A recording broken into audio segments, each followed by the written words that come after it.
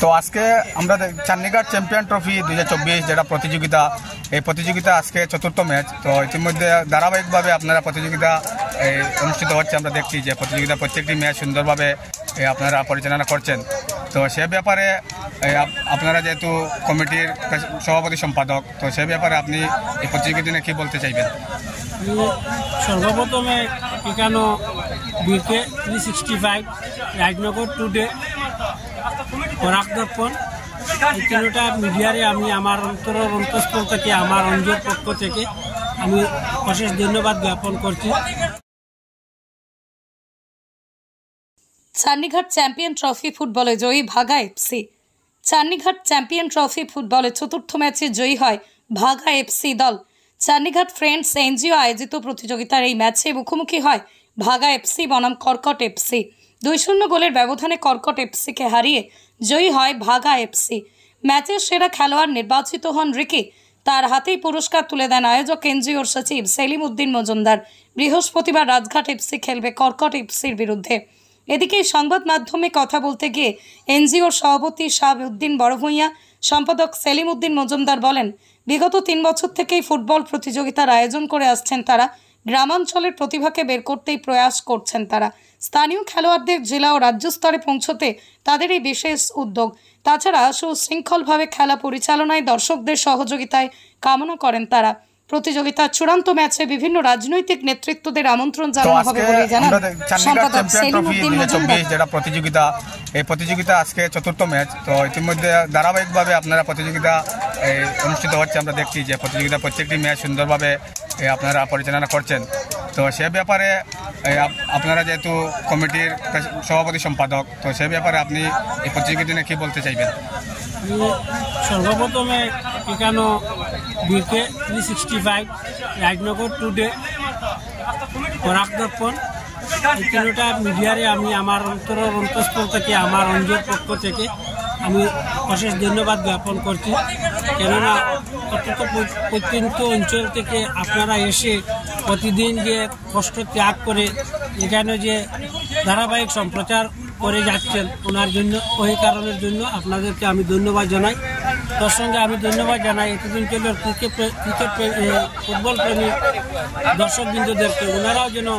ওনারা যে প্রতিদিন এত রৌদ্রের মধ্যে করা রৌদ্রকে হার মানিয়ে যে ফিল্ডের চতুর্দিকে বসে যে খেলা উপভোগ করেন, এর জন্য ওনাদেরকেও আমি ধন্যবাদ জানাই। আমাদের যে প্রতিযোগিতা প্রতি বছর না, এই বছরও খুব সুন্দর এবং শান্তিশিষ্টভাবে চলছে, আগামী দিনেও চলবে।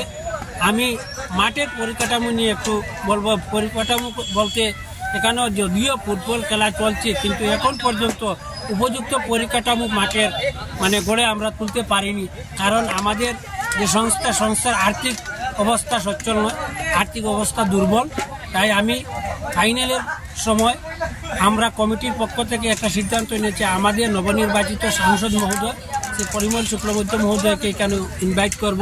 তৎসঙ্গে আরও নিয়ারেস্ট 2-1 এমএলএকেও আমরা ইনভাইট করব এবং দক্ষিণ দলাইয়ের রাজনীতির ঊর্ধ্বে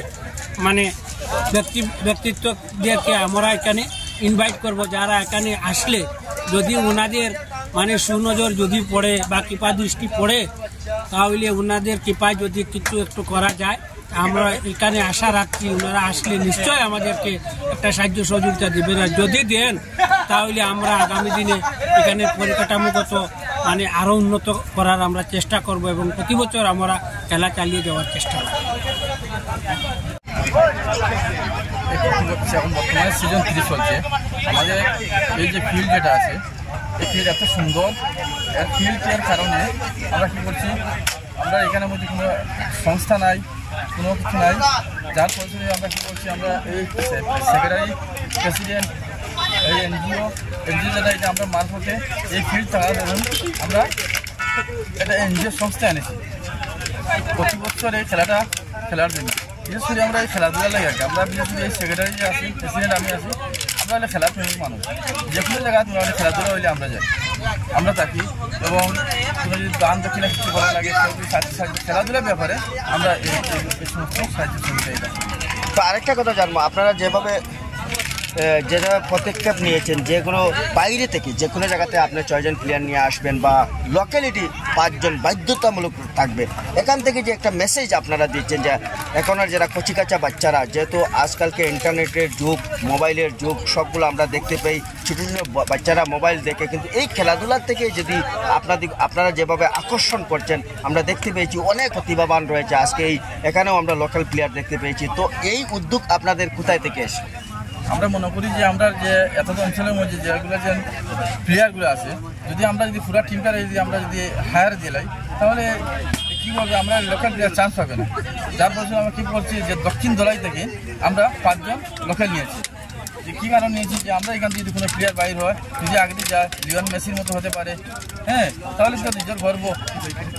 এর জন্য ডিস্ট্রিক্ট লেভেল বা state level, district level, national level যদি আমরা অক্লান্ত চেষ্টা করে যাব, যদি মেধা বাহির করতে পারি। আছে গ্রামের মধ্যে অনেক মেধা লুকিয়ে আছে, যেটা মানে যদি মেধারে যদি নাড়াচাড়া না করা হয় তাহলে বুঝতে পারবে না যে মেধা আছে। যেমন সিঙ্গার, আজকে কত সিঙ্গার গ্রামের মধ্যে আছে, কিন্তু কে জানে কোন সিঙ্গার, কিন্তু মঞ্চে একটা প্ল্যাটফর্মে গেলে, উপযুক্ত মঞ্চে গেলে বোঝা যায় যে সিঙ্গারটা কতটুকু, মানে সে ঠিক তদ্রূপ ফুটবল প্লেয়ার, আজকে গ্রামে গঞ্জে অনেক ফুটবল প্লেয়ার আছে। ফুটবল প্লেয়ারগুলা মানে একটা মঞ্চ, একটা প্ল্যাটফর্ম দিলে বোঝা যায় যে এর মধ্যে কতটুকু প্রতিভা আছে, যে কত দূর এগিয়ে যেতে পারবে। তাই আমার মনে হয় দক্ষিণ দলাইয়ের ভিতরে অনেক মানে প্রতিভা আছে। যদি আমরা প্রতি বছর এরকম যদি অর্গানাইজ করিয়ে যাই প্রতি বছর, তাহলে এই বছর না হয় সামনে বছর, না হয় সামনে বছর 1-2 জন তো প্লেয়ার আমরা পারবো বাইর করতে।